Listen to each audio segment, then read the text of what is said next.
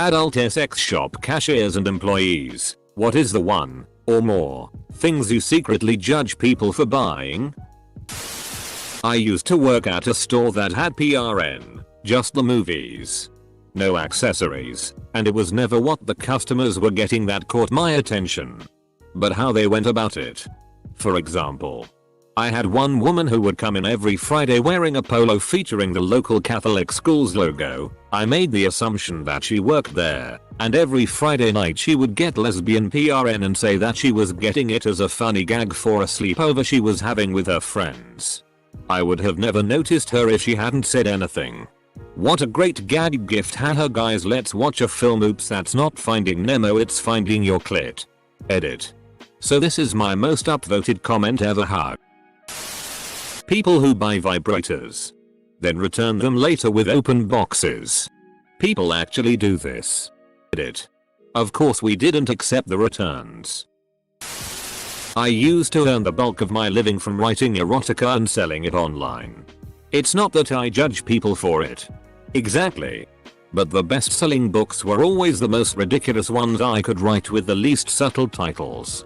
I ended up spinning off a whole new pen name for one particular fetish where the stories would take me literally about 4 hours to produce, beginning to end including the cover, because people would eat it up.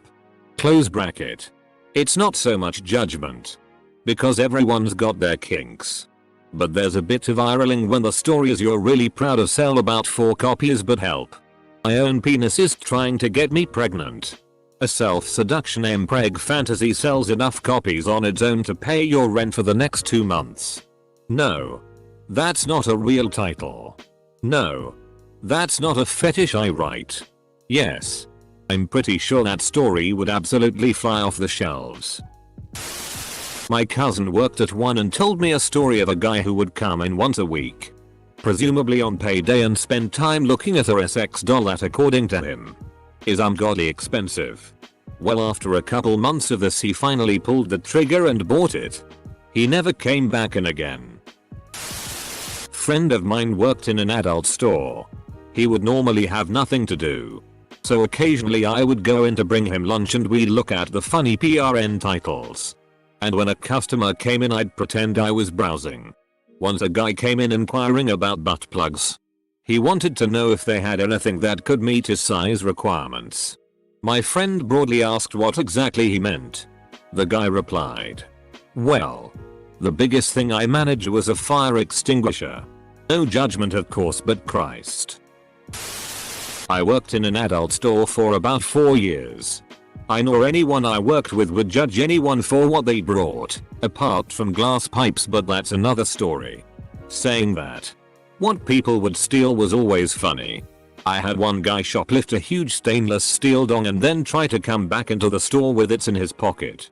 Another guy stole a vibrator and used it in our changing room. So that was an interesting day. Also, penis pumps got stolen every other day. They don't increase your size, by the way. Former sex shop employee. Once had my 80-year-old neighbor, lovely little lady, come in and buy hardcore gay bondage PRN. Usually Nazi themed. She liked blonde gay men apparently. Currently work in neuroscience. Patient facing. And once every 3 months I have a patient who's an old customer come in. We tend to avoid each other when possible. I used to work at a sex shop. And whilst there, due to my in-depth research and understanding how our products worked, I quickly became their top salesperson. With all that effort, it taught me not to judge, as everyone had their own kinks. What I do judge is when others come into the shop and try to get us to describe how a product is used just for them to get off. I'm not consenting to that. Not me. But my old manager's partner was the owner of a high-end sex shop. A man buying anything insertable without a flared bottom who doesn't take the receipt. It's probably not a gift for his female companion. I don't judge this one, but I do wonder if people buying sounding rods really know what they're getting into. If that's your thing, then go and do your sweet thing, but if it's like a stupid there, which happens, please be careful. The one thing I do slightly judge is people who buy the gross jelly vibrators that are made out of garbage but we have to sell them as novelties. We advise every customer against them if you're actually going to use them inside of your body. We offer decent silicone vibrators for maybe $10 more. You would think that people would spend an extra $10 to avoid infections, but oh no, the sparkly jelly one is just fine because it's pretty and gets the job done. No, it won't, because it's battery powered, which isn't very powerful, and there's no way to clean something that's porous, but sure. Take the sparkly one. Also, Saya vibrators aren't always your cup of tea. Try a satisfier, and if you like that, upgrade to a womanizer. Vibration is great, but air stimulation, suction like clitoral stimulation, is another level. Womanizer has an internal with external option as well. Not judgmental, but more of being a bro. I worked for Blockbuster Video back in mid-90s and would always get questions about movies and such. But one question I would hear often would be the hushed question, do you guys have any PRN? Full stop. Me knowing what the competition carried, I would say sorry, man. Blockbuster is a family-oriented business, and while I could point out a few good movies that have some T&A scenes, it's not what you are looking for. But I tell you what. Go down the street at video store name and tell them, my name from Blockbuster sent you, and they will be glad to help you out. I actually had a few guys come back to tell me they were happy with the selections of the other store, but would come back to Blockbuster for their family movies. Former sex shop worker here. I also happened to work about a block from my city's area. There was a major LGBT street that shares its name with a place of religious worship and have a few stories. A major one is how what appeared to be the smallest people buying the Great American Challenge. If you see it, it even says on it, not for beginners. A second one is how many times people tried to steal a certain gay PRN star's ass. Trust me, it was pain in the ass just to remove it from the top shelf, given that it must have been a good 10-15 pounds of rubber. Edit. The PRN star is Francois Sagat. Edit 2. Sounding rots. When I was a young teen, a guy I dated very briefly and broke up with randomly called me from juvie to tell me about sounding and his exploration of it, as well as this book I should read, Twilight. I've been through a lot since then, and it's still the most unsettling thing that's ever happened to me. The woman who works at the adult store near me has a really bias. Whenever I go in, she's always bubbly and excited and ready to talk to me about the 38,000 dildos and vibrators they have. Whenever I ask about the male sex toys, she gets so awkward and drops to this curt professional tone, like I don't know. Do you see it there? I guess we don't have it, or I don't know what that is. It is these. Whatever these are. Anything that a dude puts his dick in makes her internally cringe, and she can't look me in the eye, but a dual-pronged, double penetration vibrating and pulsating DLDO. She's going to tell me all the spots it will hit on my wife in every last detail. Humongous. Rectum destroying butt plugs. I got one for a birthday present as a gag from my mate Steve. Gag was on him when I actually used it. Joy jelly. It tastes like Jolly Ranchers left in a chemical plant. Adjacent. I sell comic books, some of which are adult.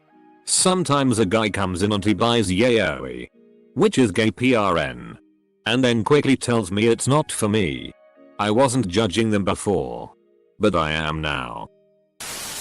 High school kids buying whippets.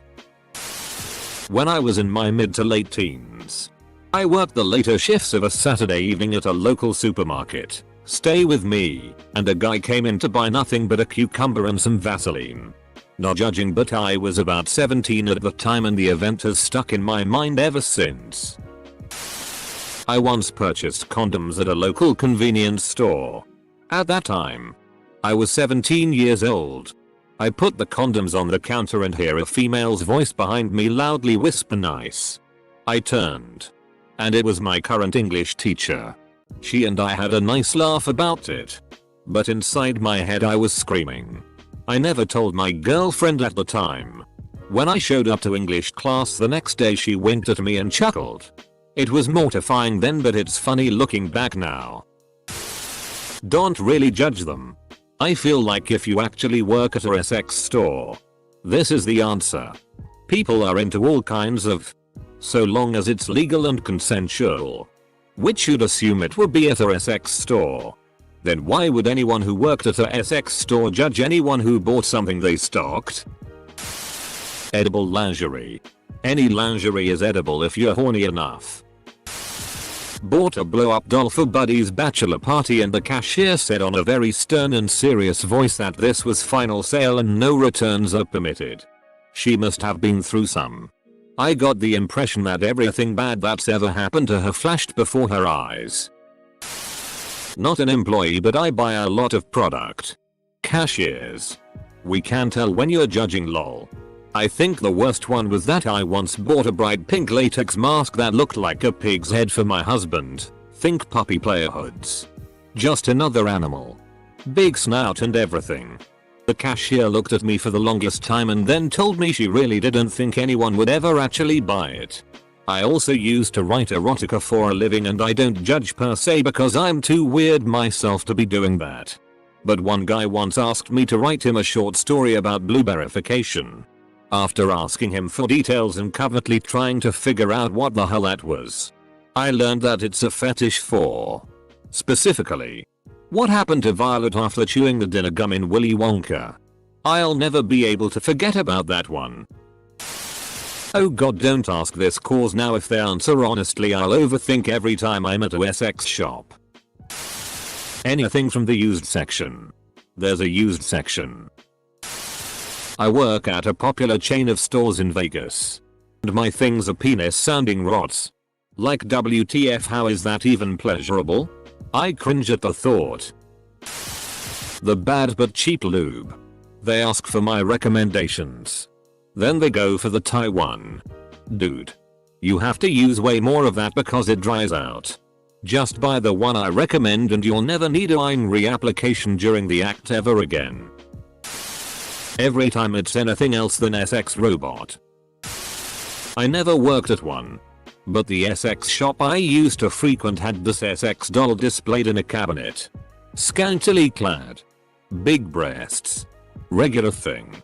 Except that it was the size of a 6-year-old. The thing looked adult. Just proportionately scaled back. It was disgusting and I judged the out of anyone who bought it. There is a product called the Great American Challenge or something like that. Was the biggest DLDO we had at the time. Thing was seriously as long as my calf and as thick as my thigh. And was only purchased by dudes that I assume hate their wives. Bold of you to assume it was for their wives. Not an adult store but a news agency that sells PRN magazines. We're not really fazed by people buying them. But sometimes it's weird. 50-plus-year-old men buying barely 18 mags and teenagers buying the unrestricted ones and being very clearly terrified of us. I bought a magazine once.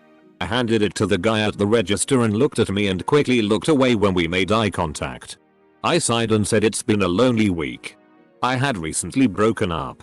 I'm not sure if I got a slow nod of understanding. Or a slow nod of go away you little weirdo. Probably buying the movies. Like I respected the people going in and keeping the business alive, the movie industry, but some guys would come in once a day and buy 3 or 4 videos. I work in a shipping warehouse for a large adult toy distributor. Amongst the products sold are life-sized SX dolls that cost $3,000, $5,000. We had 4 of them sitting in the warehouse for several weeks. Then one day when I came in recently, there was only 3. I don't know who purchased it. But I definitely judge the anonymous purchaser. Nothing, honestly, I don't make enough money to care. Are tales from adult stores. I currently work at an adult store. We sell SX toys. The only thing I judge people for is when they say they don't want to buy a lube because they use coconut oil. Or they say they don't need toy cleaner because they want to use normal dish soap. I try to explain that coconut oil is not great to be using as lube and that soap breaks down silicone and they don't listen. What can I do though? I guess they like yeast infections. Soap breaks down silicone what? Online they always seem to recommend using a mild soap to clean. I used to work in an adult store and we always provided a little handout about how to clean the toys with every purchase. I didn't judge people for not taking it in general. You can look that up online or you may already know what you're doing. But I totally judged the people who snorted and made I do shower. You know, comment.